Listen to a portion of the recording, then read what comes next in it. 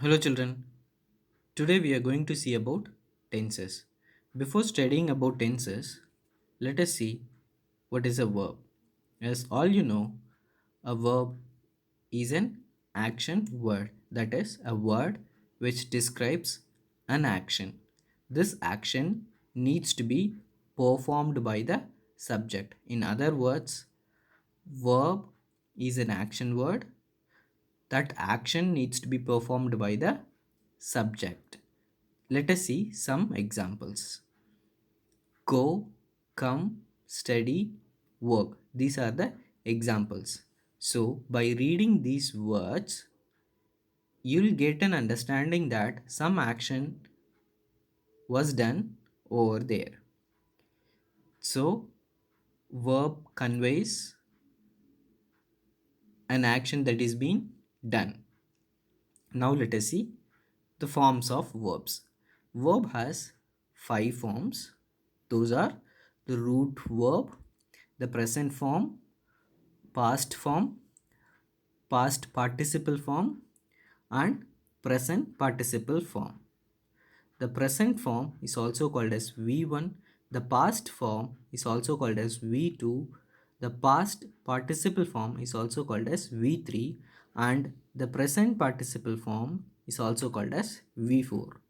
Why I have marked as V1, V2, V3 and V4 is later on, while framing sentence structure, we are going to use only these notations.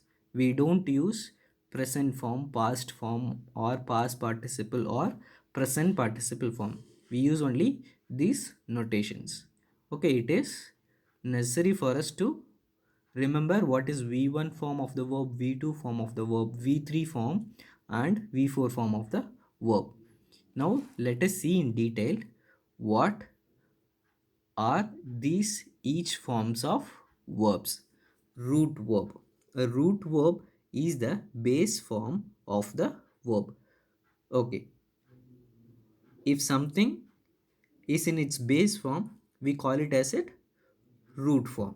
So here, if the verb is in a base form, then that is called root verb.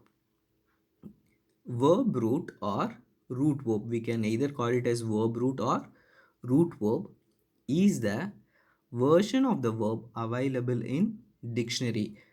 If you search meaning of a word in a dictionary, you happen to know the verb is given in some specific orders. So whatever which is given in the dictionary, that is the root form of the verb. Simply if we write go, come, study and work, those verbs are also the root form of the verb. So you can conclude that the verb which is written in the dictionary is the root form of the verb. The verb root is same as that of the infinitive form. You can also say that the verb root and the infinitive form of the verb are same. Here let us see what is the infinitive form of the verb and verb root. If you add to a root verb, that is called the infinitive form of the verb. To dive, to jump, to wonder. These are all the infinitive form of the verb, and verb root is dive, jump and wonder. So as per definition, the verb root and the infinitive form of verb are one and the same. Now, verb root do not have an endings like s, ing and ed. See here, dive, jump and wonder.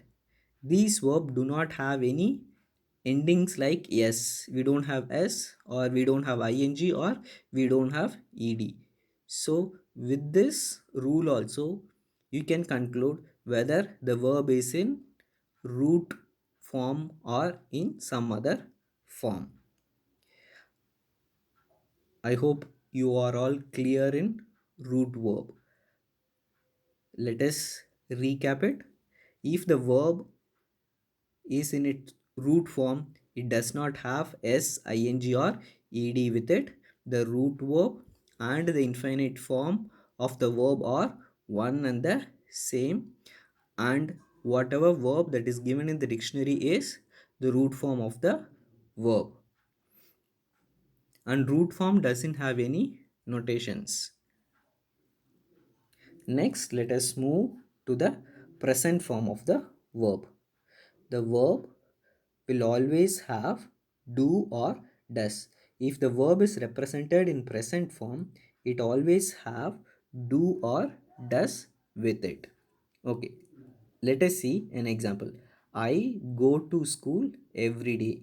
Here, if you take this go out and write it separately as here, it denotes the verb is in root form.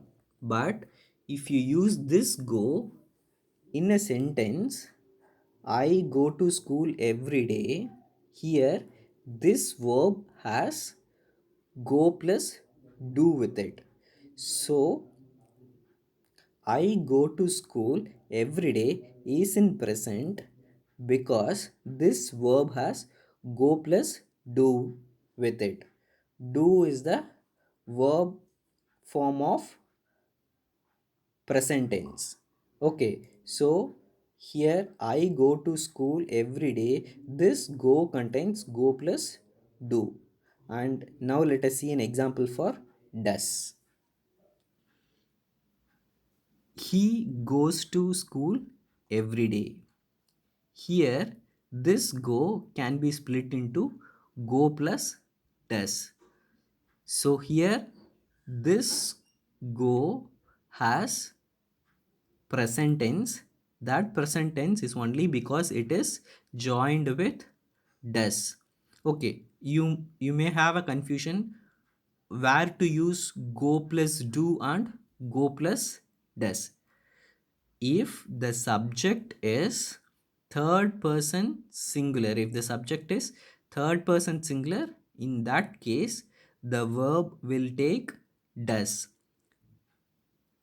If the subject is any other person, either it may be singular or plural, the verb will take only root form of the verb plus do.